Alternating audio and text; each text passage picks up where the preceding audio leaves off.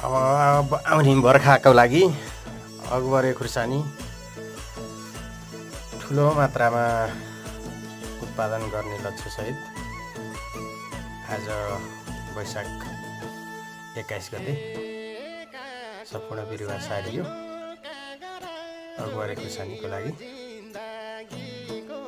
असार 20-22 सम्म तयारी हुने। अनि